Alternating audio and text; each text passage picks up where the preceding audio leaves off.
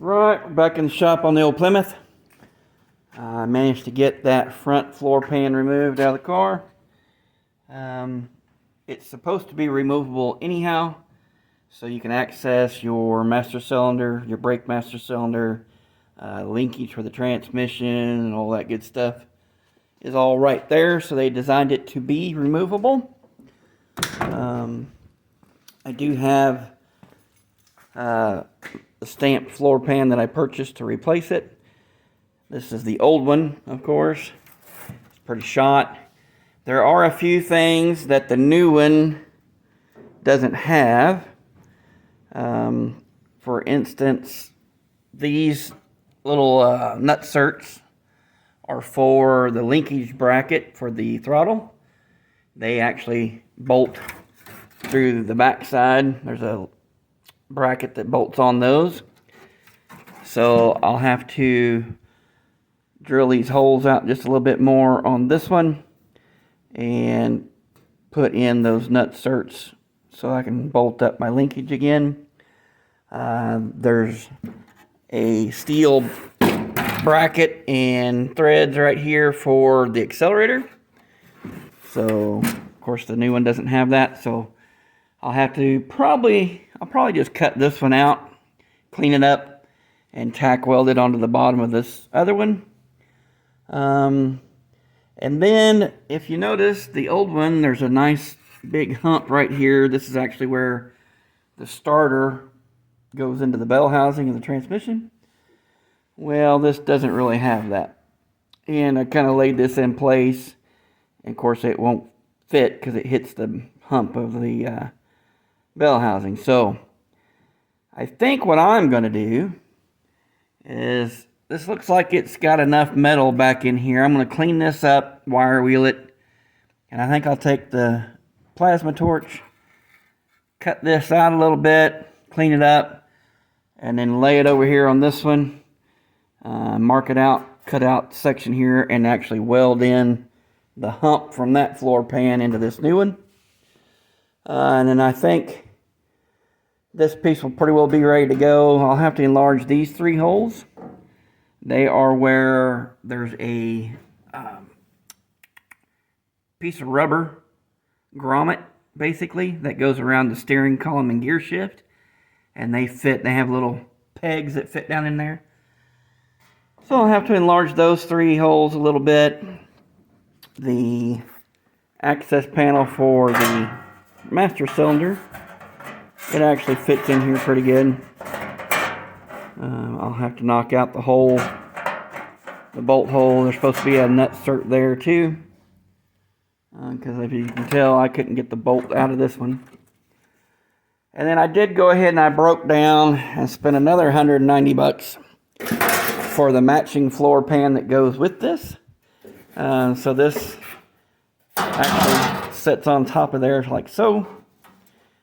And I just said to heck with it, broke down and bought this other piece. Then the rest of everything else in there, I think I can manage okay. I got both these panels came from classic to current auto body panels.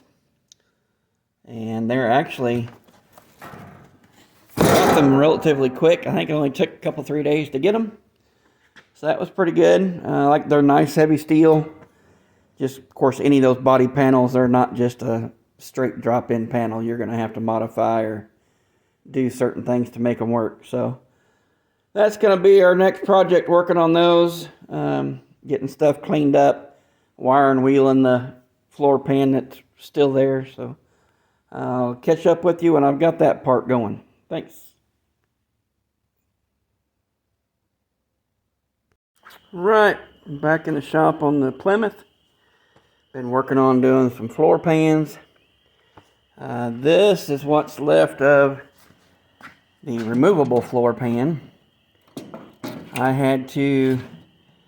The new floor pan for this area had some resemblance of stamps. Like this section, this piece right here was about in there somewhere. But in all actuality, there's actually a nice little dome there. Where the starter goes in the bell housing, there's a nice big dome on the bell housing. So this I had to cut out, and luckily this section of my old floor pan was still good. So I grafted it in right there. It's not horrible. You can see there actually, I don't know if you can tell in there or not, but the holes for the screws line up well. I've got the other screw holes line up good over there. I used some nut certs. Right there, there's 3 bolts on this side. That's where the linkage for the accelerator bolt on the outside of this floor pan in the firewall area. And then there was no provision for the accelerator pedal to bolt to, so I cut this section off the old floor pan, and I've got it kind of just tacked in place for now. I need to make sure it's going to work okay. And then there, on the old floor pan, there was a little indentation right here for linkage to clear for the clutch. So I put a little dent in there. The access for the master cylinder for the brakes, it worked out okay. I used a nut cert on the back side of it so I could bolt it in. I don't like the bend isn't quite in the right place. So you can see there's a big gap here. So I think I may take and cut right along in here and then fold these 2 pieces out like they need to be so the floor actually works a little better. And I'll probably have to weld in a little wedge there to fill that spot in. And then this is the other floor section that I purchased. And it lines out so-so. It's not perfect, but it's better than falling through the floor. I've kind of got some booger welds in here for now. I'll put in some more welds and clean that up a little better. And then seam seal that in. And yes, I did just go over the top of the old floor. It's cut back in here a ways. I did not want to butt weld this in. I kind of wanted to have a little extra strength in here. So I did kind of overlay the new floor pan on top of the old. And like I said, I'll smooth all that out with some seam sealer and make it look better. It's all going to be covered pretty much anyway, with the exception of this removable section. And then I'm going to start working my way down here. This is where the seat frame bolts to. So it's all pretty well shot, so I'll have to cut it out. Put in some new hardware for that.